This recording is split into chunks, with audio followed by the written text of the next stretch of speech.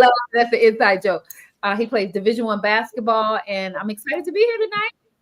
Yes, yes. Well, welcome to Moms in the Huddle. We're in the huddle. No parent stands alone. My name is Erica Morgan. I am the mother of Samaj Morgan at the University of Michigan. He is a wide receiver in his third season. I'm also the mother of Tyler Tyson, which he's my oldest baby. I call him a mama's boy. He's 27, and nobody would even know, that he's a mama's boy. He's 27 years old. But I will say, Jillian, I am excited about tonight.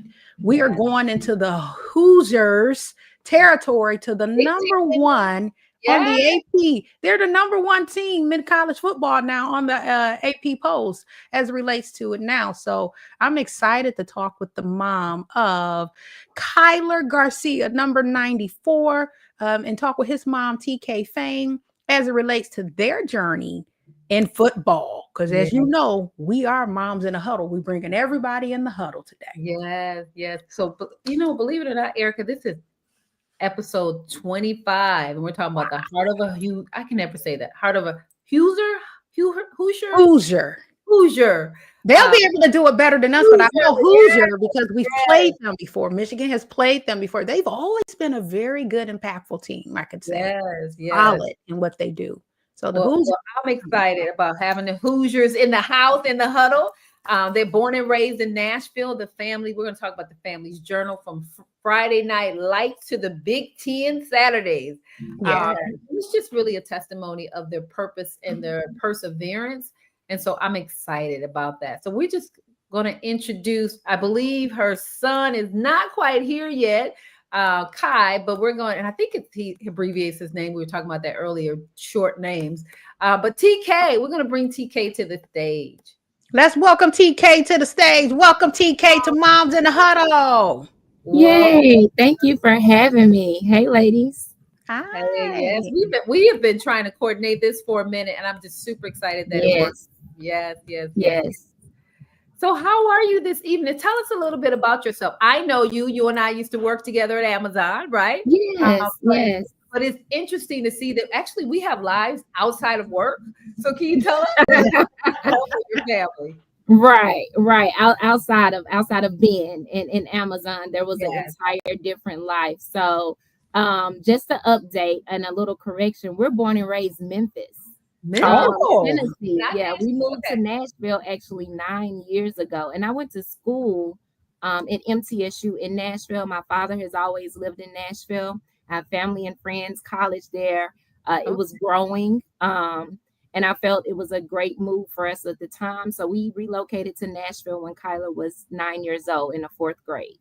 Oh wow! And so we've only been in Nashville for 9 years, and so it'll be 10 years August of 2026. And so it's just been a tremendous change for both of us. It's really been really funny to me to watch him grow in this area because he hated football. Wow. Yes, when he was little, he complained about the helmet. It's hot. He just, the pads, like it was just not his thing. And when you have boys, right, Mom, you put them in everything. Like you're just trying to baseball, basketball, football, soccer. Track, like you're just trying to get a good feel of them just being active because boys do have so much energy to burn. And so you're just trying to find, and for me, I was trying to find an outlet for him for the energy part, but then also he's an only child and he was an only grandchild because I'm an only child.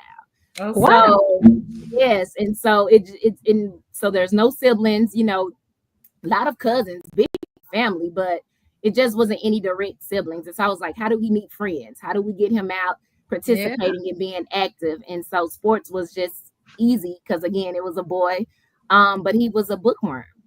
He was very smart. Still is, really graduated top of his class, graduated early, actually. He left in December, but he was class of 25. So he's been in Indiana since January. Wow. So he's just always been super smart and really into like books and gaming and things of that nature. I actually even put him in a coding school once. I was like, well, maybe that's more of an interest than anything else. This the football career, believe it or not, developed in the 9th grade. I was going to ask you that. He's So was only been playing football for 4 years. in high school? Wow. Yeah. He must be. That's very impressive. I will say, first off, shout out to Memphis. My dad is from Memphis and my mom is from Ripley, Tennessee. I know all about Tipton County, Ripley, and Henning area, Miss TK, Henning. So I will say that's very impressive that your baby only been playing for 4 years, and now he's at a Division I college as a freshman now with a high GPA. I thought I read something about him possibly wanting to go into medicine. Yeah, I don't know if that's something. But tell us a little bit about that, TK. Yeah, so he's pre-med. He's right now, I think, chemistry bio major. Yeah. He's looking to go into medical school for radiology. I love at first it was surgeon, and then it was cancer research. Now we're on radiology. So, it may change again. I think he would be awesome as a physician. Just his mannerisms and things of that nature. I just think that he would have great bedside mannerisms, and I just think he would have a beautiful career in just physician, like a general doctor. But it's up to him to make that decision. But yes, he is pre-med. That's wonderful. So TK, so a little bit about you. I believe I read somewhere that you are part of city council. Yes, so I am an elected official. I'm city school board District 5 of Nashville. I have 26 schools in my region. I'm all of downtown, North Nashville, border South Nashville. And this is going into year 2 for me because it was 1 full year, March of this year, and then I'm rolling into year 2 next year. That's impressive. Impressive. That is impressive. City council, that means you're making a tremendous impact in your community.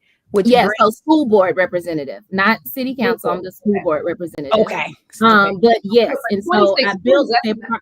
26. I'm sorry. That's a lot. 26 schools. 26 schools. I have one of the largest districts. District 1 is larger than me. I think Robert has about 28 to 30 schools. But yeah, I have 26 schools. Pearl-Cohn, which is a school that Kyler graduated from and played football, that is in my cluster. Of course, I was doing a lot of community partnership work with them through Amazon and Ben. And just basically, I always wanted to make sure that education was at the forefront for a lot of programming that I push, because I do know that representation matters when it comes to us in our neighborhoods, as well as I know that the difference it makes to have additional funding and resources and just exposure. To see someone that looks like you doing different things and so many different opportunities out there. I just wanted to make sure that I was able to do that for North Nashville. What I'm so impressed by, TK, is the fact that it sounds like you really invested in your son's education when he was younger, which is why it sounds like you have a little genius on your hand that wants to be a doctor.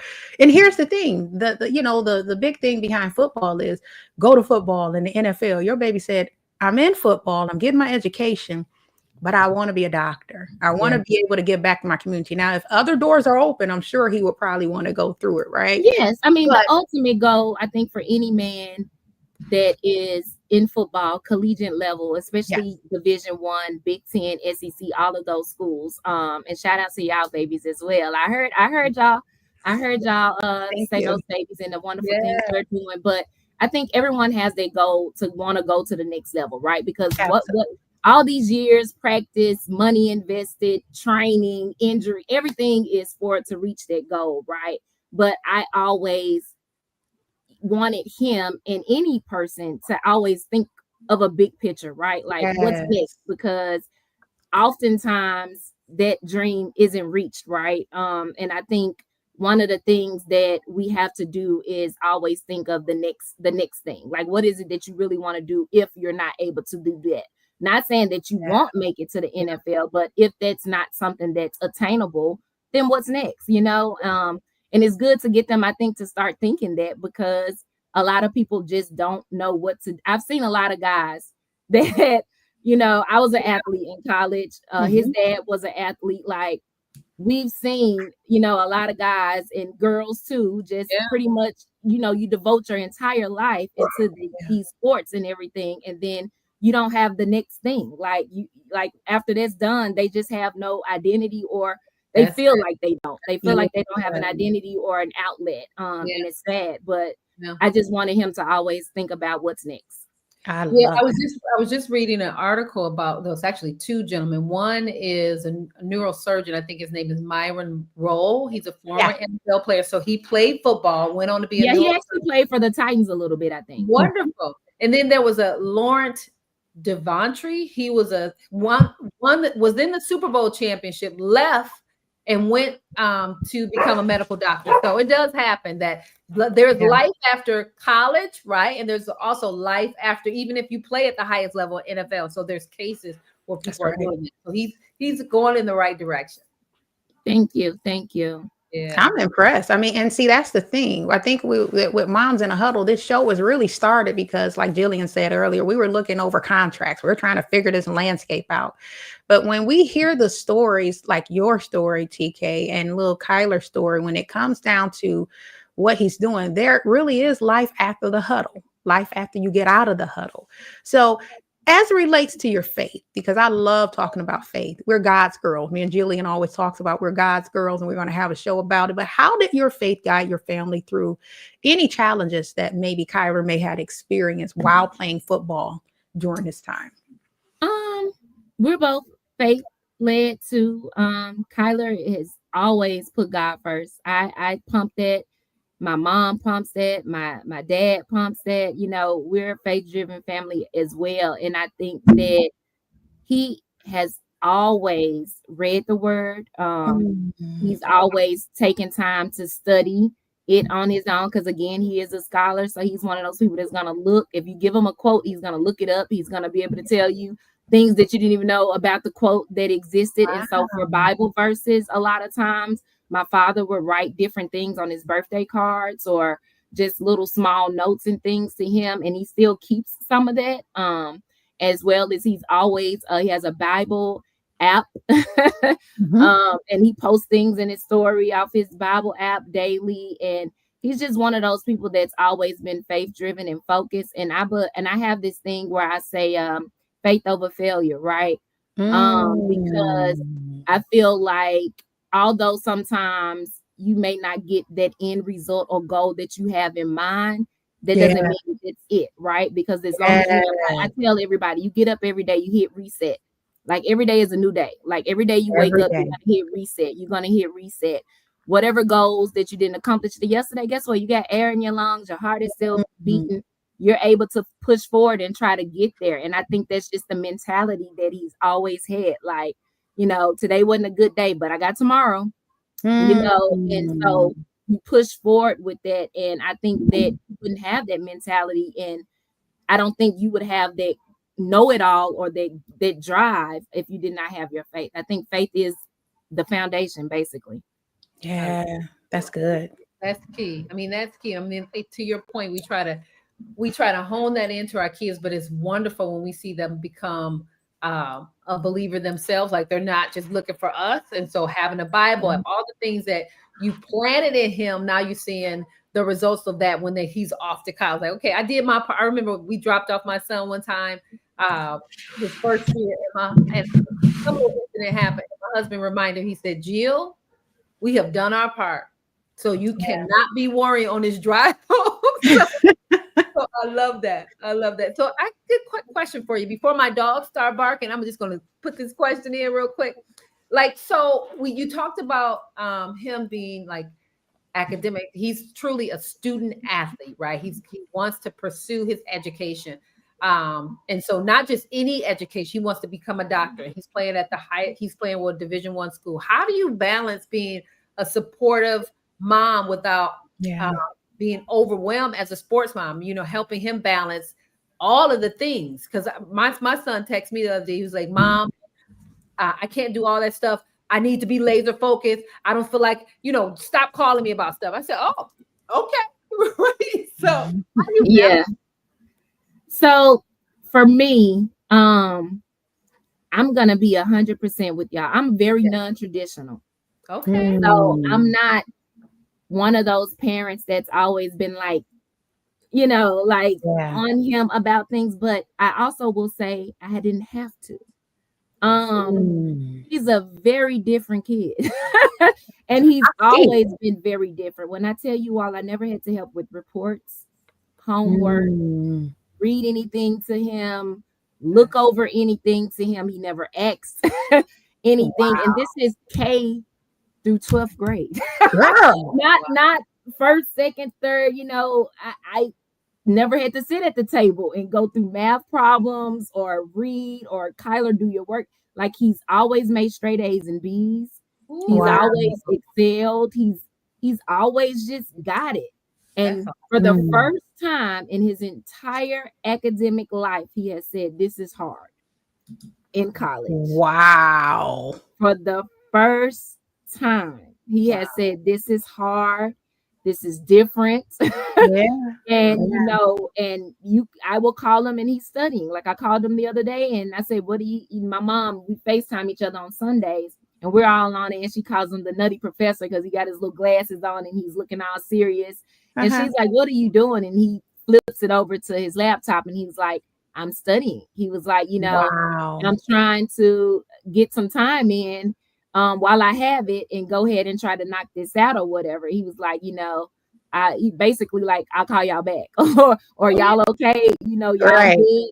But this is the first time that he's ever admitted that this is hard. This is the first time he's ever made C's. And so Julian, to talk about how do I react to that, I didn't beat him beat him down for it because I know that he is juggling a lot. He was 17 years old when he went to college. 17. He is a only child. He is a only grandchild. So he's spoiled. Okay, let's throw that out there. He's a little spoiled. He's a little catered to. You know, punctuality was not really his strong suit. You know, being an athlete and being smart, he kind of got away with a lot of things. Of course. And so he was, you know, able. Can you all still hear me? Yeah, we can see you and hear you. We did pause for a second, but go right ahead. Okay. And so he just punctuality. I was really concerned about that. Like him getting up at 5 o'clock, 4 o'clock in the morning, getting there on time, being there early, not on time, because on time is late. Really, late. That's when right. It comes to that. So I wanted him there early. I wanted him there present, accounted for, ready. And because I'm looking at you share with us because of the difference in schedule. You share with us a little bit of his schedule. I'm like, Lord Jesus, he got a tutor here. I mean, everything. And so that's a blessing. Again, when you're playing at that level, they teach you that you have to be early on time. You got to make sure. So this is his first year. First year, and everything is mapped out. Like everything is mapped out, and he was like, "Oh, this is good. 7 o'clock, I'll be fine." And then today he receives a new schedule, so they practice until 8. Gotcha. And so, but I saw at 8 there was a tutoring thing on there for chemistry or something. And so I asked him, I said, "Hey, do you have to do the chemistry at 8 because you're not gonna be able to jump?" And he was like, "No, that's for me to go if I need it." He was like, "So I can get on the podcast," but it's 8:19 and he's still not here. So practice could have ran late because he didn't answer my calls or texts, which means he's more than likely with the coaches. And that's okay. Something is happening that took priority, over this, and I have to eat that a lot. Like, I'm like texting, calling, "Hey, where you at? What you doing?" And I may need something that's very minor. He's like, "Mom, I can't just pick up," like your son, like, "I can't just pick up my phone. I can't just do what you need me to do." Okay, wait a minute though, Mom, your baby is here. It looks like he's here. Yeah. Oh, he's here. Let's try to bring him to the stage. And this shows dedication. It looked like he's leaving from somewhere. Hi, Kyler. Are you able to hear us, Kyler? Or I don't know if sometimes it could be. Hi, Kyler. Are you able to hear us? Yes, I can hear y'all. Talk about dedication. You seem like you are still in the stadium, Kyler. Are you still in a Hoosier stadium? Yeah, how do I flip my camera on here? I don't know. We can see you. Oh, look. We see Kyler. Awesome. Hi, Kyler. Thank you so much for tuning in with us. It looks like you are finishing up on things, but you have showed up on time. Your mom is doing a magnificent job, just Yeah. bragging about her baby. And we are so proud of you, Kyler. Thank you so much for joining Moms in a Huddle. Thank you for having me. Yes. Go ahead, Jillian. You got a question for Kyler? No, I do have a question, but I actually kind of like this flow. We might have to catch all of our players while they're either on the basketball court or in the Right. That's right. yes. So Kyler, is it Kai or Kyler? What are you comfortable with us calling? It's Tyler's fine. Okay, Kyler. So we've been talking about your journey. Your mom has caught us up to par with your academic. You know, you have been just this amazing child in your first year with the University of Indiana. Can you tell us what was your earliest memory of loving the game of football? Now, we talked about that your mother exposed you to a whole bunch of stuff, which we tend to do as parents. But when did you say, okay, I think this is it? I'd have to say it was towards like the summer of after my sophomore year. Okay. It was kind of where I was like, I came to realization like of what I really wanted to do, and I really wanted to do this football thing, and I fell in love with it, and it was a real hard summer, so Mm. I had to love it to be there. Yeah. Wow. I mean, Kyler, let me tell you, this is what I'm impressed about. You're wanting to be a doctor. How does that fit into your goal of playing football and becoming a doctor and taking the classes and just having all that in the forefront as a young man? And your mom said you started college at 17. How do you categorize all that? How are you doing it? It's a lot. So it's a big responsibility. It's a lot of early morning, late nights. Yeah. It's a lot of hours of studying. You just really gotta put the work in. Yeah. So I mean, it's a good It's a big responsibility, but I channel myself to handle it. At the end of the day, this is what I'm here for. I'm here to get my degree. I'm here to play football. I All the love other it. stuff is just secondary. It can come later on whenever I get there. Wow. Now, have you always? It sounds as though you have a very determined mindset. You said it's part of what I got to do. I came down here to get my degree and play football. Like laser focused. Have you always been like laser focused? This is what I want to do, and this is things I need to do to get it accomplished.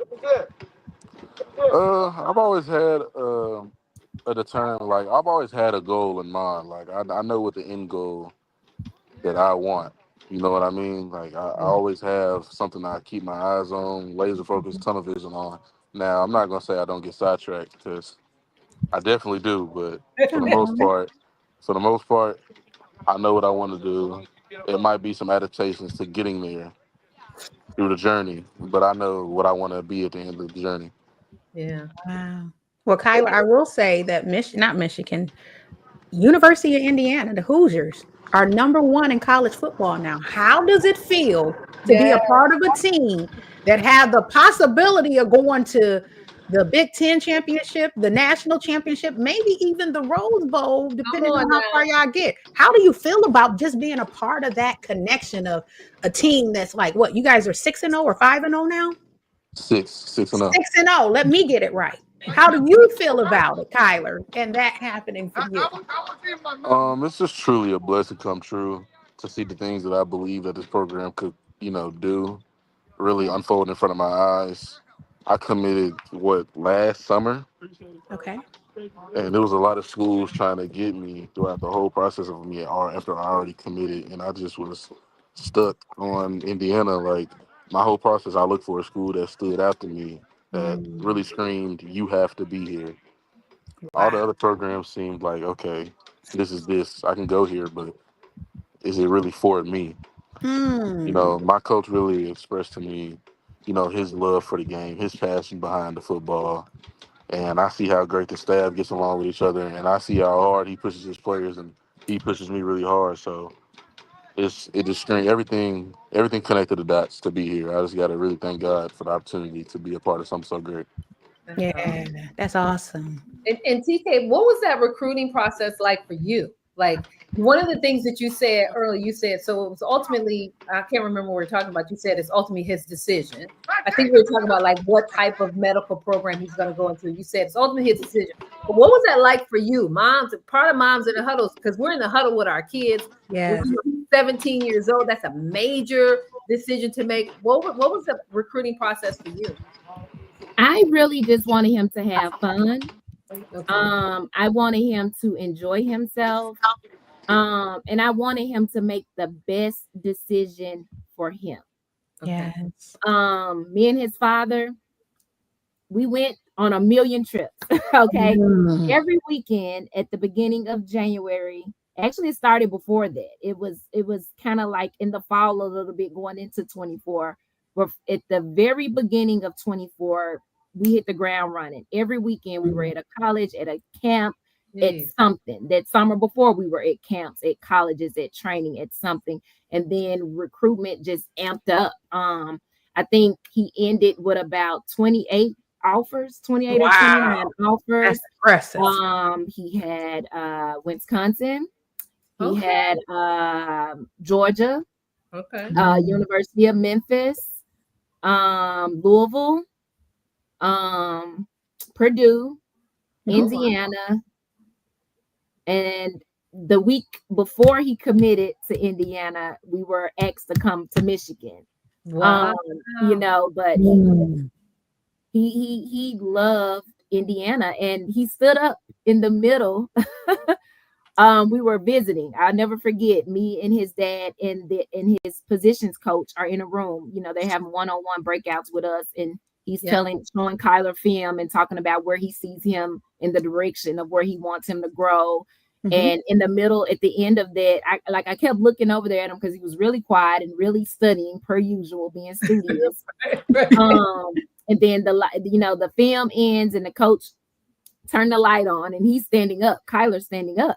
Wow. And me and his dad like looking at each other like, what's going on here? You know what I mean? And I was like, you stretching? And he was like, I'm ready. Like that. And we were like, you're ready? He was like, he looked at his coach and he said, Coach Kuntz, I commit. I'm ready. Wow. They know. They know. It's a lot. And he hadn't had a conversation with us. He did not discuss it, but we had told him, like, this is on you. How do you feel? What do you want to do? Yes. You know, and I trust, like I said, he's just a really good kid. He's a really good kid. He's always kind of known what he wanted and stuck with it. And so I trust that he was going to make the best decision. We all know NIL and how that all exists and everything, but it wasn't money led because he had a school to tell him, name your price, you know? And so he had that opportunity to be one of those kids, you know, to be somewhere that was money driven. He wanted to be he said, I want to be the best player that I can be. And he felt that he was going to get the development that he needed there with Coach Kuntz. And he's in every once in a while, for a while, it was every week I would ask him, you still feel like you made the best decision, son? And yep. And every once in a while I say Kyler and he'll say, yep. Before I can get it out. You know, he just he really felt good about it. He was so happy. And just you could see like a weight. That's because it was heavy. It was really heavy. He had developed some good relationships with some of the coaches, but he wasn't a fan of their programs.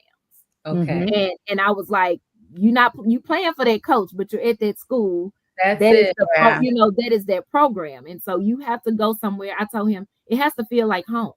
It has to feel very good for you because that is your home now. And that's where you will be away from family, friends, and everybody. And you gotta love it because it's a part of your everyday life. And so you have to love it and really be comfortable where you are. And he's said it from the beginning. He's always believed in the program. And him and the coach have a great relationship and he loves it. And I will say that's because football is one of those grueling things of you go to all these colleges, everybody's telling you how great you are. Every coach and staff is showing you the best of the facilities, right? The best of the things. And it is tiring when you get to that moment. But I'm always reminded, and I told my son, even when he made his decision to commit to Michigan, you want to go like that cheer song. You want to go where everybody knows your name and they're always glad you came. See, those two things, they know who you are and they're glad that you came. Everybody wasn't like that. You get all these offers, and every school is not courting you that way. So by the time you get to the school and your baby said they turned on the lights, he's standing up like, I'm ready, because it gets daunting then. You're ready to move on. You're ready to want to just play football and just go to school and live your life. Kyler, it looks like you are walking through the facility. And let me tell you, it's dedication. It is 8:30. This baby was on the field, went to the locker room, got dressed, put his glasses on, his hoodie on, and he is taking us through his. Talk about taking people through your journey. Kyler, you are taking us through your journey, young man. And I'm gonna tell you this. You all got a little special episode. We did. And that's what's so impressive. That's what I really like about Kyler. I'm already loving him. I don't know, Mom, I'm about to ask you this question, Kyler, before I get to you. Does Kyler has a girlfriend? Because we're going to ask. Me and Jillian. We're just like, look at that smile. Why you smiling, Kyler? You aunties over here. We be all in the bed. Yep. Yes, I have a girlfriend. Okay. Well, you got a girlfriend, Kyler. And that's okay. Yes. And Jillian, I think Jillian would like to hear about this girlfriend, because Jillian is a soror. I'm not. I am not. No, everybody thinks that I am not. Yeah, they think the AKA girl. No, she's a Delta. Oh, she's a Delta. Okay, gotcha. Okay. Yeah, she's a Delta. She's a little older. I was about to say she's a Delta. Wait a minute, Mom. Wait a minute. How many? See, now we really about to get into the huddle, into your business. Mom, how many years older is this girlfriend? What? 2. Oh, Kyler, you pulling them like that. Kyler, you pulling them like that, young 17, 18. You 18 now, right, Kyler? Yeah. Okay. Sister girl, like, I want you. Yeah. Listen. Okay, Kyler. You are a handsome young man and very smart. So you have to tell them how you two met. Oh, he's gone out the camera. Oh, look at Mom. That was convenient, Kyler. Yeah, Kyler, like, he's back. You have to tell them how y'all met. At work, at her job. Okay. She worked at Target. She worked at this Target. Well, we won't hold that against her, but that's okay. Go ahead, keep going. Nah. Are we still boycotting? We are. Okay. Yes. I still worked in her mouth, so it ain't nothing to trip about now. Okay. Yeah, you know how we're boycotting that, but that's okay, Kylie. So you guys met at work and you budded. When did you meet? Was it, a year ago, 2 years ago? What? Yeah. This was like 2 months ago. Oh, 2 months ago. Like in July. Okay. Well, Kyler, let us know when we need to stop. We're out of order sometimes. No, we're not. No, we're not. Listen, because here's the thing. Two important decisions. There's a couple of major decisions you're going to make. The school you go to and the one you're going to hang around. Come on now. Listen, come on, Jillian. My son, my son is dating a young lady that y'all are silly. That's my husband. My son is dating a young lady. She graduated from school, but when I say smart as a whip, and she not all in Jonathan's business, she's like, listen, I'm focused. And so we like that. We want, and I like her. So we want it. I do like this young lady. She's a pre-law. Come on. She's pre-law, and analytical. Yeah, and assertive, and confident. And I love that. I love to see young Black women sure of themselves with their head held high. And very nice. She's respectful and nice. She was really, really cute. It's really, really cute to see them. Made me remember, when I was that age and you meet a guy and you like them. And you're like, oh my God, I have a Look at Kyler. Be like, Mom, really? And you're like, oh, I have a boyfriend. But it was that age, it's super cute, It is. She was very, very nice. And I I like the fact, like I said, that she has goals, and like you said, And she she's bought her excited a about cinnamon her. roll. That's why she like her. She bought her a cinnamon roll. She better say, Did buy me I love my sweets, and so Well, she did. She But bought see, her. that's knowing, that's and it doing, that's wasn't a paying cinnamon attention. roll. It was it was pudding, right? Some type of oh, cobbler. It was cobbler, peach Peach cobbler. cobbler. My fault. Yes, Peach cobbler. peach cobbler and ice cream. well, She well, knows. mom, Yeah. she know who to butter up to because she know. Here's the thing, that's your son, right? And the Yeah, thing with it is, only, a lot of young ladies, only son. and that's your only son, so she know in order to be in the crowd, I got to make sure mama likes me. And even talking about that, because you got a lot of young ladies that don't care if the mom likes you or not, and they just coming in because that's how it happens. But I will say it's okay for these young men to date. It's okay for them to meet and Absolutely, have girlfriends. absolutely. It's not a bad thing. I know my son is dating too, and I always tell my son, you want a young lady that's going to bring out the best in you, and they're going to be an asset to you and not a debt. The moment you start seeing debt behavior, you better run your butt up out of there, regardless of who she is and how much you love her. But when they become an asset, that's a good thing. And I think, Yeah, and it helps yeah, them, yeah. it helps them in His relationships. roommate even said that she's a good girl, and that he likes her as well. And so he was like, yeah, she's a good one. And mainly he probably said that because I heard she'd be over there cooking Oh, um oh, for them and everything. Kyler. Oh, okay, Kyler, we got another thing we about to ask you about, baby. Oh, yourself. Listen, we are so off script, but I love it. She just telling. She just telling all my business, man. Kyler, we've never done this before. It seemed like we're really getting into your business. We're supposed to be talking about football, Jillian, and all this. At Exactly. least We talking about let me girlfriends throw up and meals. let me throw up some pictures. At least we can Look say at Kyler. Kyler, tell us about Man. this picture right here. Tell us about this picture, young man. What was going on here, number 94? They say I hold the ball and smile. So I'm holding the Oh, ball and smiling. oh. but But you got that's a cute picture. some watch game. I think this is in Nashville, right? You got some watch parties for those. Talk about that for a minute. That's amazing. The alumni here. Randomly one Oh, that's time that my picture? mom, yeah, that's what they posted for the game watch stuff I've on never LinkedIn. seen it. I know. Leslie just be posting you all over the place. So Leslie is over the Alumni Association here in Nashville for Indiana. Randomly, my mom and stepdad was in town. Kyler was actually, I think, with either my dad or his dad at one of the Indiana games. This is during recruitment before he Yeah, went. mom. You forgot to tell him. You forgot to tell him all that. Like how you was always at home while I'm traveling the world, FaceTiming. I know. So I was I had something to do with work, so it wasn't me Right. that weekend. And we were like, oh, let's just go to the sports bar. It's a huge sports bar in front of the mall. So I was like, oh, we can go to the mall, watch the game, kind of have a day of fun before my mom and stepdad hit the road to come back home. And we get into this sports bar and there's Indiana stuff everywhere.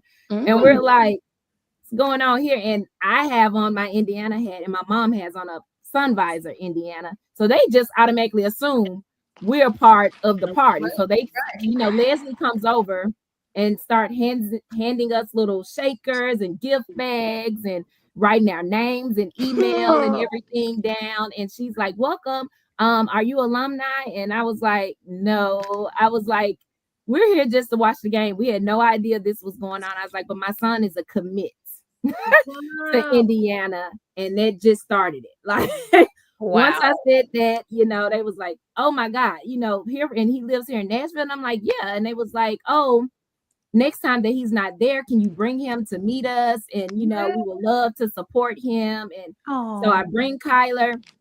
Kyler knows everybody in there by the end of the game. Right. He even was going by himself sometimes that I can't make it to go over there and watch the game with him. They love him. They message me all the time. And when he got to play in the game, they was like, oh my God, we were screaming so loud. They had him record a commercial and send it to him. They played it in between the games and everything. Like they are super excited to have one of their city own actually they're playing for the team. So she's always going to be in contact. She's always gonna like, hey, send me pictures. You mind if I post them? I'm like, no. I love them. I love the support. And I told him, I said, they're gonna always be there for you. Like those are the people that will always cheer you on. A few of them were doctors and they knew that he's interested in pre-med. So they was like, hey, let us know what you need for, med school if you want to intern. Like they were just super excited. Amazing. Super excited and very supportive, very loving. And it made me feel comfortable and warm as a parent to see alumni act like that towards us already, if that made sense, because I'm like, I'm sending my baby, and I know you all went through that too. Yeah. You're sending your kid away from home, and although they're these beastly athletes, right, and they're great at what they do, that doesn't mean all the time that they receive proper acceptance, love, and treatment. They're still your babies. They're still your babies. Our babies, Right. And so you always want them in a warm environment. And that alumni association made me feel like, okay, he'll be fine. Like he'll be okay in Bloomington, because all of these people went there and they're, really nice, generous people. And when I went there to a basketball game with him one time, I was visiting one weekend. He has a fan club already. He hasn't shared that. He hasn't shared that already, but I want to add to the stage of video I saw. Yes. Yeah. Kyler, you stand an autograph, baby. Yeah. And that young man finds him everywhere he sees him. Oh, when we were at the basketball game, they were standing there waiting on a picture with him, and his dad is like, we're fans. He has another family of kids and he has pictures with them. They're fans. Like, wow. But the babies love him. I don't know what it is, but they just super. Maybe he needs to be a pediatrician. You know what? I was just thinking that too. But you know what it is? Kids really love the football players because they envision themselves there and they see your kid and they see, maybe I can do it. But I want to just point this out right quick. Kyler, talk about being yourself, dude. You like, I'm about to unwrap what did you have? You got me wanting a Rice Krispie treat now, number one. Number two, you just like, listen, y'all gonna follow me where I am, and this is who I am. Kyler, continue that. Be who you are as a young man. You are a great young man. You seem so inspirational. Your mom seems like an amazing mom. Seems like she's raised a great young man. So I love that about you, Kyler. You really showing our viewers that being yourself under a dictionary was a word. It's gonna show Kyler. Right? Well, because he's gonna get his snack on. I want a Rice Krispie treat right about now. I'm sure that room. I know exactly what room he in. I'm sure that room sees him a lot because he's gonna get his snack on. I'm not even in there. Look. You're not even in there. I got that on the way. It's on your agenda. I just want to shift gears for a second, because there's a headline shaking up the college sports world. Like I read this a couple of days ago. I said, let's just bring this to Moms in the Huddle. The NCAA has officially taken the first step in allowing student athletes to gamble. They look at that face, but they can only gamble on professional sports. That means no betting on college games or anything connected to their own team, right? So nothing. Jonathan can't do anything with Wisconsin. Shamaj can't do anything with Michigan, or just in general, no college sports. Right. But potentially they'll be able to place bets on pro leagues like the NFL, NBA, MLB. So, and I think he missed when you all just said your baby's names in the school, so he missed the beginning. So they have sons that are also playing collegiate ball. Jillian, where's your baby? Wisconsin.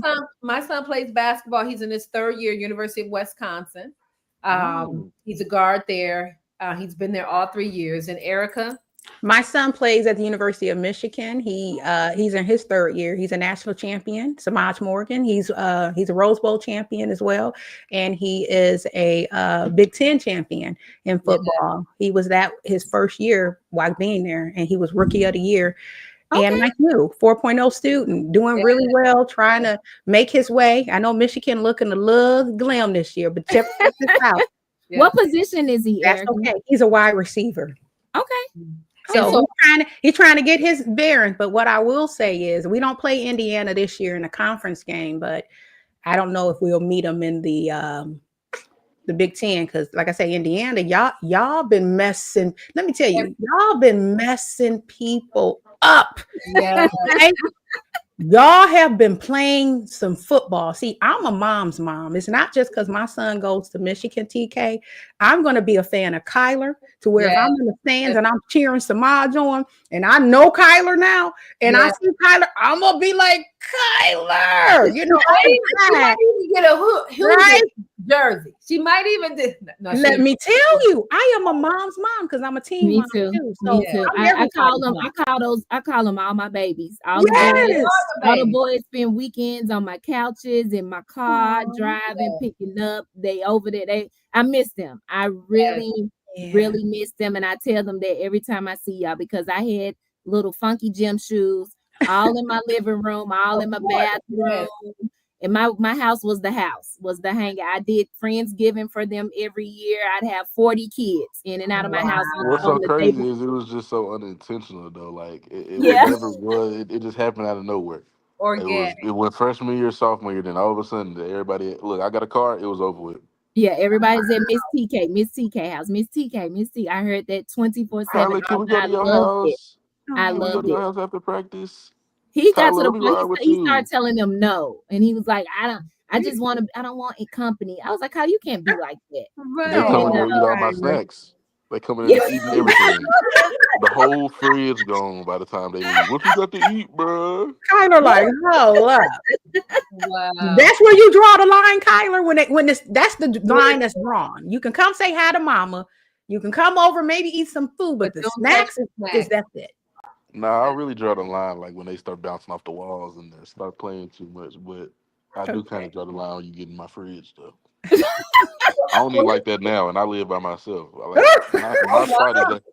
My spot is the house now. Like me and my roommate, we live together, but like we have like our apartment is probably like the most homely apartment. Like we have like real decoration.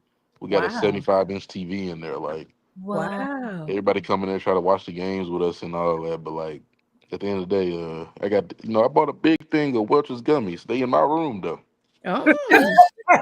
But I don't really eat snacks like that now that I'm up here. Like I only ate these because I'm like I ain't really eat that much before practice. I'm starving, but like, wow. I don't know how it happens, but they end up eating. I think you were talking about. Yeah, we got off track. I'm sorry. No, you're good. I haven't read that. I haven't seen that. Yeah. So I've heard of it.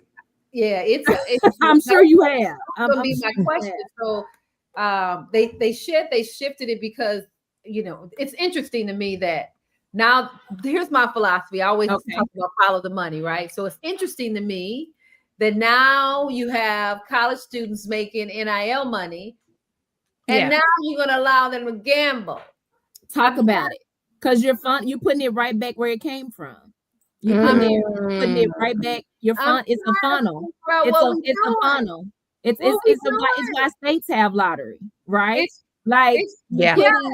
It's why states have lottery and scratch offs and all that. You're giving the money right back, like it's right in the funnel. And listen, and then a part of that is I was just talking to a big sister of mine. I said, so you introduce NIL, you say now you can gamble. And then she said, so then you drive down the freeway and now they have, hey, need help? Addicted to gambling. So it's a cycle. Right. So it's like we're gonna it's oxymoronic. Together. You are definitely opening up a can of worms with these young boys in gambling, because you're telling me, so when they make it to the NFL level, right, they just gonna cut it off. You've been going 3-4 years of hard betting or whatever, and then you get to the NFL, all of a sudden you scot free because you can't gamble anymore because now you're in the NFL. Like you're creating a bad problem. but the oxymoronic part is the NCAA has legalized something, but they want to restrict so much. That part. So you want to restrict transfer portal, which we haven't even talked about, only one time a year in January for 2 weeks for a lot of people to where you can't get in. You want to restrict how much the kids get paid, and you want to know how much they get paid. But then you say, but if you want to gamble, just have at it. Yeah. So the restrictions are not lining up with the understanding. The policy behind this is not looking good. Y'all know what else is crazy? Yes. What else, Kyler? So you said I love how y'all spoke on they try to watch how much you get paid. They can also like kind of control how much you get paid.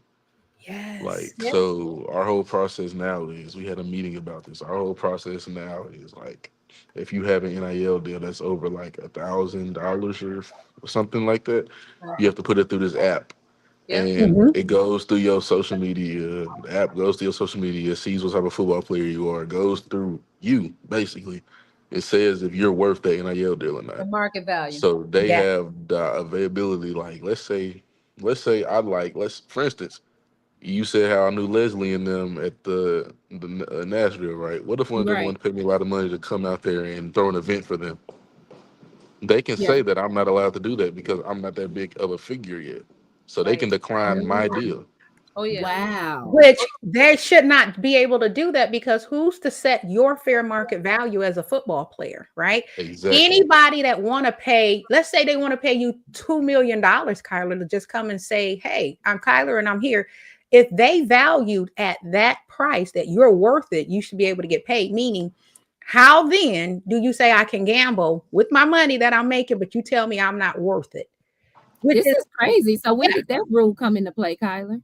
It came in like a couple of months after I was here in because June of we, this year, TK. yeah, like so it was after it was either during or after fall camp. We all had This a is team really meeting getting out of and hand. they brought in an But app and it was like, Yeah. okay, so from now on, if you had an NIL deal from this certain part of time that's over this amount of money, you have to report it through this app.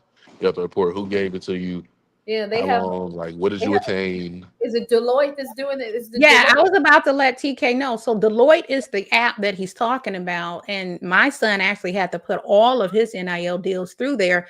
They were approved, but the problem with it is some of them were signed before. So let's say you got a deal before this, because NCAA just passed, House v. NCAA just passed the thing to where boys can get, everybody can get paid in college football, right? It passed in June of this year. It's been in legal for almost 2.5 years. So it just passed. And the boys are able to get damages, but they also included in that case, which is House versus NCAA, that now Deloitte, which is a company, all the schools, not just Indiana, Michigan, Wisconsin, you All now college. have to report past contracts if it's still going to go into the season and into June, after June 1st, I think June 1st of 2025, and also current contracts. And they want you to report it before you receive the money to where they can okay it, yes or no, right? Right. Yeah. And so if you don't report it, there could be some sanctions that NCAA will issue as it relates to you not reporting it, right? They have yet to sanction anyone. I don't know if they're not approving everybody's as of now, but Well, I know there that, was some recent contracts that were sent back. It was at least 3 of them that made the news. okay. And Yeah. if they're wow. sent back, then that means you cannot do that deal. And Yeah. if you fail to report, Uh-oh. Uh-oh.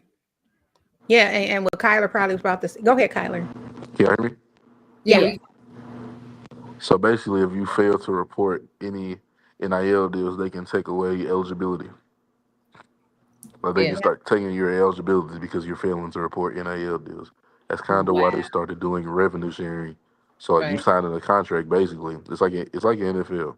You're signing Yeah. a contract, you get paid for this much years, Mm-hmm. and that's why they started revenue sharing so they can basically watch your pockets. Right. So this is insane. Yeah. Yeah, Mom. So you're finding out things live and in full effect, TK, huh? And then you got to look up this thing called the Scores Act, where they're, in addition to that, they're trying to allow Yeah. the NCAA to have what is it, Erica? They can't be sued. They trying to make them almost what do you call it?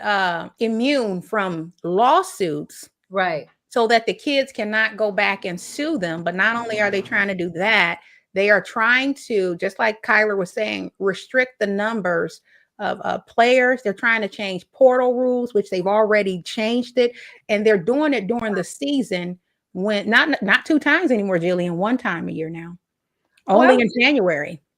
Also, oh, the portal's only been restricted to January And now. it's 2 months after, I mean, it's 2 weeks after like the playoff games and different things like that. So what happens is it'll restrict the players as it relates to them being able to get into the portal after spring ball for football players for it a second time during the year, which is normally in December.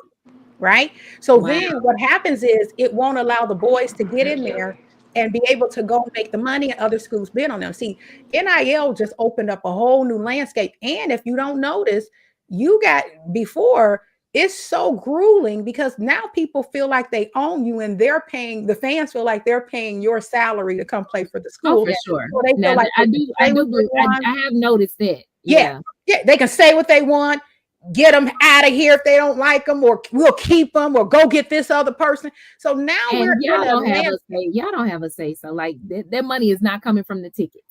girl. But let me tell you, but you'll think that is their team.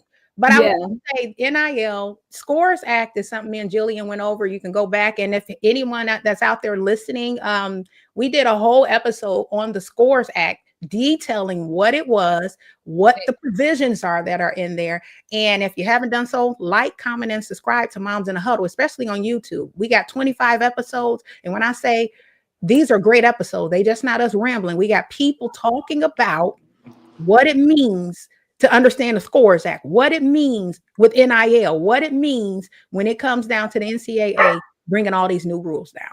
Yeah, and then there's another opposing act. I think it's called the SAFE Act. I can't remember what it was, but I just sat on. There was a congresswoman last weekend. I think it was last Monday. They had a lot of officials from that represented different universities or represented what's the name of the organization? I can't athletes.org.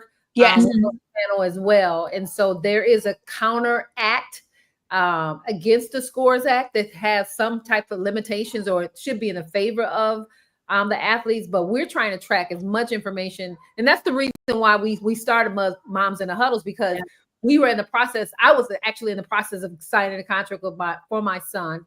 Obviously, Erica and I go way back. Our kids knew each other since the 4th grade. And I've worked for Microsoft, worked for Amazon. I've done signed, $1 million contracts. My customer is the United States Navy. But when you're signing something for your child, you're like, wait a minute, what does this say? What does this say? And so I knew that it was just not me going through that experience. And I'm calling Erica like, oh, what's happening with that big tick? And so you have to stay on top of this, because if your child outside of the university took really good care of my son, but anything else outside of that and the university, you want to make sure you understand what you're signing up for your child. Absolutely. We hired a lawyer and all of that. Because I mean, reading is fundamental, but no, I need you to look at this contract and break it down to the most breakdown, and does it make sense? Is it feasible? Does it look legit? And is this what we should be doing? And so we had 2 or 3 meetings with John. We use it's John, our lawyer, and he was like, it's everything's good to go. And moving forward, any other contracts, we will sit down and have a review of that as well. But I think for a lot of people, a lot of times they just see the dollar sign, right? And they get super excited, and they like, and when you're talking to a 17, 18-year-old kid, a lot of times inner city, you are changing the trajectory of those kids' lives. And sometimes their families. Yes, because we know a young man who has very humble beginnings. And he was able to go to Colorado, and I think he had 375 or 365. And I'm pretty sure no one in his family has ever, seen that amount. And it's a beautiful thing to me, because for years these kids have blood, sweat, and tears, out there on that field. And if I could go back and play now, I would. People are mad at Angel Reese and all them, and I'm like, look, if I could go back and play ball and do all those things over again. Me and his daddy talk about this all the time. We was like, where was this at? When we was out there, playing and doing all of that, because we didn't get nothing but a meal and, some jerseys or t-shirts and hoodie, you got your clothes and your shoes and stuff like that. But it was not to this magnitude. These kids are coming out of college already millionaires. Oh, yeah. And have an IRA account, retirement accounts, financial investment, property. Like they have a portfolio, coming out of college. Some of Or these not kids, even coming out. They're in college with it. yeah, while they're in Yeah. college, and some Yeah. of these kids are making more annually than both of their parents put together. Of course, 100%. They're One both must be looking like, what the heck? Yeah, Like, yeah, and I could say when it did first start, what you just said was very true for even with my son. You like me and my husband at salary together, and then you wonder, wait a minute, come here. You're not about to just run out there and spend all this money like this. And you be realizing that I'm just gonna say it. Why you here? Rob the bank as long as you can. That's all I'm gonna say. yeah. I say it in a way of you don't know how long this thing is going to be open. That Yeah. window. So the vault is open. You better get in there, get it, and you get out. Yeah, Mhm. yeah. And make it work to your advantage. Right now, we look at investments, we look at stocks, Yes. we look at, like I told him, it's nice to buy all the things. other frivolous things that you want, right? But let's think long term. I always say, let's think. Your wife. I told Jonathan, your future wife is going to love us. They're gonna be like, "Thank you, Miss." Right. Yeah, You know, yeah. don't- He has a you can't- financial you can't take advisor. change with you when you're 55. That Yeah, goes. he has financial advisor, Yeah. lawyer. He has a whole team, That's and it. a That's it. godmother who do not play that as well, and that is very strict on budget and saving. Now, me, hey, I do well. TK. I do well, but he gets it from me. Like I enjoy having a good time, spending all those things. And yes, I have my stock, my savings, all those, but when it comes for him and what I want for him, because you always want your kids to be better. Yeah. At least that's how I was. Like, don't do as I do, be better as me. Be better. And so I want him to not have to worry or go through any of the things that me and his father had to do. And this opportunity presents itself that he won't. They would learn at a Have good to worry about any of those things. What's also interesting, where you have to have a balance. I mentioned earlier that my son texted me and was saying, "Mom, I need to get laser focus. I need to be on my. So I need you to I need you to handle that, right?" Yeah. But again, you want to keep them engaged. Like, here's some things I'm doing, right? So they can be educated. So you really have to. It's a real interesting balance, right? You want to keep them aware, but at the same time, you're like, just go play basketball because that's why you're in school, right? But then, well, I'm looking at this property. I need you to tell me what property you like. No, Mom, I need to stay focused. So this is all new to all of us, right? And there's no playbook. That's one of the things that Eric and I are trying to put together, a playbook for parents in this new landscape. So because you can have your team, but is it your team or is it your son's team? Because is your son talking to the financial advisor or you? How are we getting them educated? Because it's their money and they need to be able to manage. So it's really, this dynamic is really interesting. And that's why I brought up the fact that now they're going to introduce, you can now gamble. Which is, I think it's crazy, Jillian. I think that I don't agree with that at all. I liked it better when they couldn't gamble and they knew not to. I liked it better when it was like a forbidden thing and they was like, yeah, stay away from the apps. You're gonna get in trouble, or something like that, because I just know how kids are, and the moment gambling became legal online for sports, high school kids, were into this, because they got all the apps and all the ways of getting around all the things and stuff too. And so I'm like, you are really opening up Pandora's box. This is about to be really tricky. It's first of all, it's evil and it's diabolical. Let's call it what it is. Again, I say this, just follow the money. It is driven by the love of money. You are going to change. You can have a potential of introducing that, potentially changing someone's life. And now they're suffering financially. Like, it's evil. There's no other way. It's a bad thing. And we can say all day, don't do it, because that's me. I was like, delete the apps off your phone. Like, don't even look at them. If you're interested in something, say something to me, but I'm just like, these kids, like you said, Jillian, it's a balance, right? You try not to be like all the time, but at the same time, you definitely have to wheel them in, Well, You have to wheel them in because they see all the lights, all the glamour, all the open accessibility, all the money, and it's just like when you get to a Vegas strip. You know, the plane ride may be long, short, or whatever. You may be tired, but the moment you get there and you see all those lights, you wake up. and Right. everything, you like It opens you up. Well, I will say this, Kyler, before we wrap our session up, I always ask our guests before they leave your journey in one word. If you can describe your journey, Kyler, what one word would you say your journey is described by? That's hard. Can I give you an either or it has to genuinely be one word? Well, we'll hear both. But your journey, what comes to mind when you think about your journey, Kyler? When you think about your journey of football, of success, of the way that you've been going mentally and getting there to where you're at, what one word would you say describes your journey? I would say, well, no, the other word I was going to say lines up, but I would say humility. Okay. I love that, Kyler. Humility. I love that. And TK, same for you. We could just ask why humility?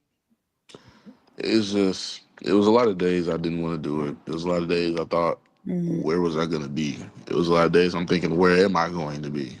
Yeah. There's a lot of days like you really got to do this and keep your head down, keep your nose clean, and just persevere. My other word was going to be perseverance, but that goes with humility. You just got to persevere, stay humble. My granddad always tell me that about 1,000,000 times a day. You just got to stay humble. Like, everybody don't know. I didn't get on the field till my junior year of high school.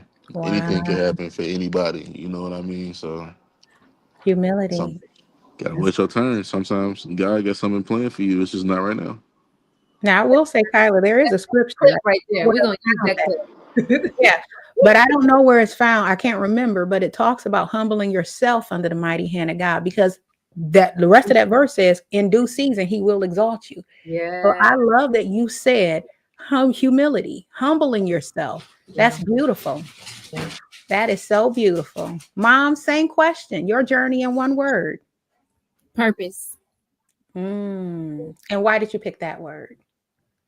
Everything makes sense in due time. Like it's all purpose aligned. I feel like every step that I made through this process since he's been put in my arms, little bitty 6 pounds, 7 ounces, has been purpose driven to get to this point. And when I see him, I'm so enamored and just excited at the young man that I'm looking at. I couldn't be more proud of everything that he's accomplished and all that he will continue to accomplish. I know if anything, God forbid, happened to me, he's gonna be okay. Ooh, I love that. I just want to play. I want to play this video. Everything I gave to you, I gave to you. I gave to you. You got it. You got it. It's coming. So are you ready?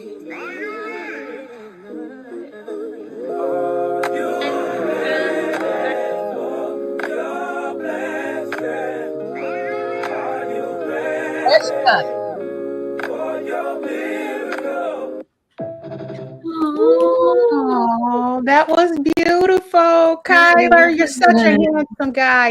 You're just so handsome. Thank you. Thank you so much. If you didn't have a girlfriend, I would have set you up with somebody. You was a good catch, young man. You was a good catch, okay? Yeah, you're gonna get me in trouble. No, I'm hands off. When there's someone there, I respect it. Kyler, we love you, Kyler. But no, you got some aunties in Michigan who got. We just saying. I'm from Memphis too, though. I'm from Memphis. Well, my parents are. I've been in Memphis, so we represent the hospitality of the South. We know that's right. Okay, we adopted you today officially. Okay. Yay, we appreciate that. But this has been an amazing journey. You have taken us through, University of Indiana football field and the locker room. This episode was talking about the journey. You have taken us through your journey. And TK, it is always a pleasure just being always. And we got to talk afterwards as well. Yes. And I'm gonna go back and catch some episodes too, because and I'm gonna spread the word with my babies and my parents in Indiana. We're in a group text, of course, we stick together. So I definitely will be dropping it for them to go check out as well, because there is a lot of things we just do not know, and we are all in this together. And make sure you subscribe. But before you guys leave, everybody that come into the huddle, we need you both to say, "We in the huddle." We in the huddle. We in the huddle. Thank you. All right, have a good one, guys. Thank you. Bye, y'all. Have a good night. Bye-bye. Wow, Jillian. That was such an awesome. Listen, I felt like we were like just hanging out with them. Although we're on the phone, it felt like we were just hanging out with Kyler and TK. Let me tell you, Kyler really set the tone to bring the relaxation of, this is what I do. I know I'm here to interview, but you know what? The beauty about that, it was just, when you're yourself, that is so beautiful. The authenticity of that young man, God is taking him somewhere. And then he just has a beautiful spirit, handsome. He's going somewhere. So when you interview people like that, that's beautiful. I love it. The word I've been using is authenticity, but also unapologetic. He's like, why you always trying to preach when you come up in here? He was like, here I am. I love that. I do too. Because you can't fake people, people can fake stuff and be not authentic. Right. But when you are who you are, that comes across as a strand of just beauty. But I'm gonna tell you this: a lot of people in the South, and even here in TK's dialect, because my parents are from the South, the hospitality of who they are, you literally, it's just in you. When you're down there. I love the South. I love Nashville. I love Memphis. Airs. This is who I am. There's no airs about themselves. And so this was a great conversation. Again, we were trying to get it scheduled. So I'm glad we finally got an opportunity to talk to them. Yes. I was super excited to hear that he had gone to a Big Ten school, and we've had Indiana, obviously Michigan, Wisconsin. Yeah. We gotta get I got somebody coming from Notre Dame. Okay. Is that Big Ten? Notre Dame is not in a conference that I know of. They have their own thing. So I don't think they're in any conference, but they play who they want to play pretty much. Really? If I'm not mistaken, with Notre Dame, they pretty much play whoever they want to play. And if they get through the ranks and can get to the national championship, however, but I'm going to do a little bit of research. But if I'm not mistaken, they're not typically in a conference. Now, their basketball is in the conference, I believe. But football is not.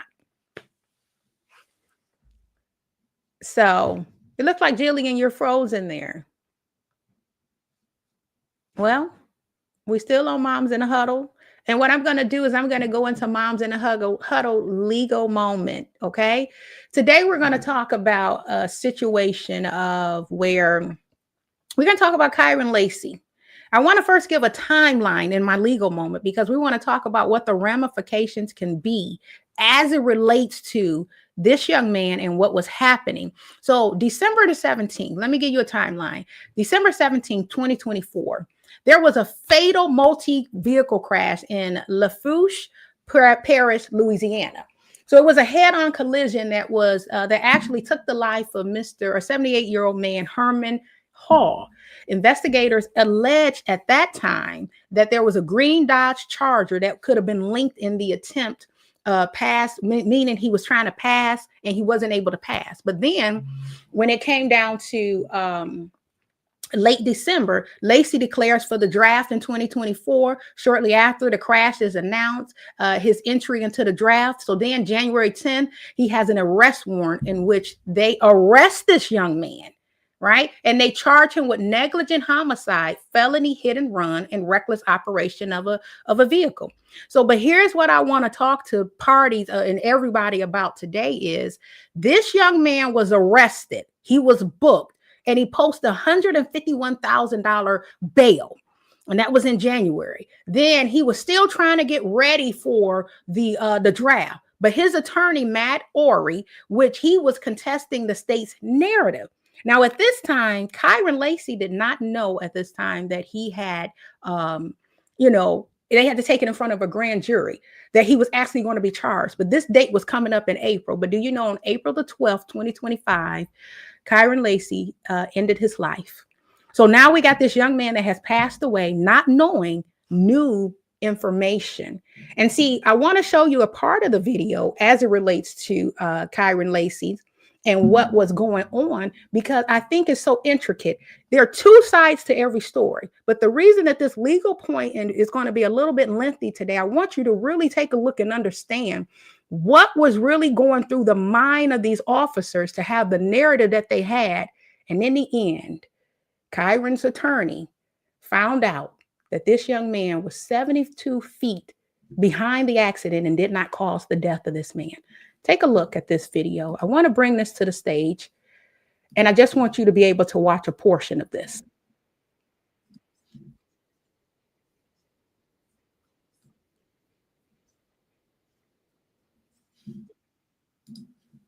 One moment. Let me make sure I'm hitting the right one. Here we go. What the state police said. So on December 17, 2024, Kyron was driving his green Charger down a 2-lane road in Louisiana headed to practice. According to state police, as he was driving, he crossed the center line, meaning he's now driving on the wrong side of the road, so that he could pass 4 cars that were in front of him. Now, I'm not a lawyer or an artiste, but bear with me because you really need to see these visuals to understand the story. So this green car is Kyron Lacey. And again, this is what police said happened. So Kyron wants to get in front of the 4 cars that are in front of him. So he crosses the center line to get over. But do you see the gold truck here? When Kyron is on the wrong side of the road, the driver of that gold truck sees Kyron coming towards him. So he hits his brake and veers to the right. Now with the gold truck on the side of the road, that leaves this white Kia, which was behind the gold truck. And I've put a number 2 on this Kia because this car is a key player in the story, and I want to make sure we're all clear who I'm referencing. Wait, you gave yourself a flu vaccine? So basically, I showed a short portion of that video because I wanted to show that they were saying that Kyron Lacey came over into the lane of this other vehicle and kept on going, which caused the accident.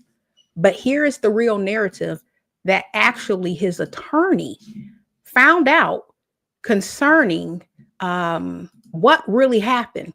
And the reason I want to bring this up is because this is one of the things where when our children are going through different things in their life, that they really need to understand that people can frame you.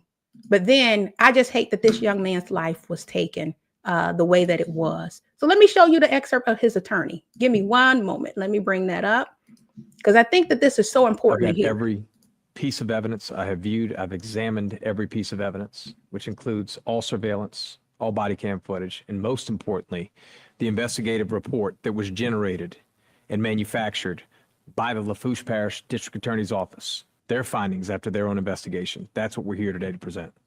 We're going to compare and contrast those findings with the findings of state police. And ooh, child. So attorney Matt Ory does acknowledge that Kyron Lacey passed the 4 cars, but the data shows that he passed those cars well before the accident. I'm going to use my graphics again, so follow me. According to the data, Kyron Lacey passed the cars way back here, and he was already back in his original driving lane before the accident happened. Which is the narrative that was shown by the Louisiana, the Lafourche, Louisiana Police Department showed that Kyron was the one that caused the accident.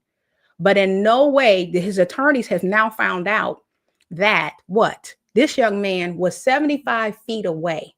So the legal note in this is pretty much this. And hear this.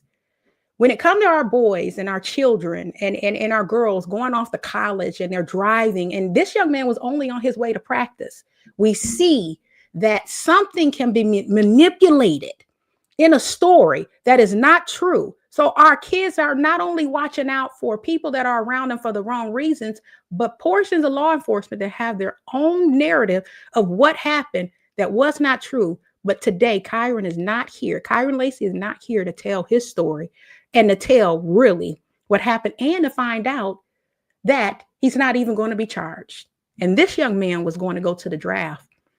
And so what are some of the implications here? One, that they can be sued. Who can be sued? The police department. You know, one of the things when you're dealing with the government is immune from lawsuits. But if you do sue them and they're negligent at a gross negligent level, they'll let you know how you can sue them. But some of the things that in civil liability we're looking at here, wrongful death, wrongful prosecution lawsuits, could be brought by Laci's family. Also, Louisiana State Police or specific officers might face civil lawsuits for one, malicious prosecution, defamation, and negligence or misconduct. And if applicable, criminal charges can be brought if they knowingly falsified reports, lied under oath, or suppress exonerating evidence that they could face obstruction of justice, perjury, and misconduct in public office. So I had that go a little bit longer as it relates to our legal note. And I know that Jillian's just texted me, so she's not able to, her internet had died, but I'm going to tell you this, we're going to be back on next week. But that legal moment needed to go a little bit longer because I want people to understand the magnitude of being out here in the limelight, and people may use that against you. So that was my legal note. And my legal moment on Moms in a Huddle. I want to say, make sure you join us next week. We're going to have Asia LaPriest show up. She's going to talk about the legal shield side of it, of having an attorney and knowing you can have an attorney at a reasonable cost. And that's in any state that you live in.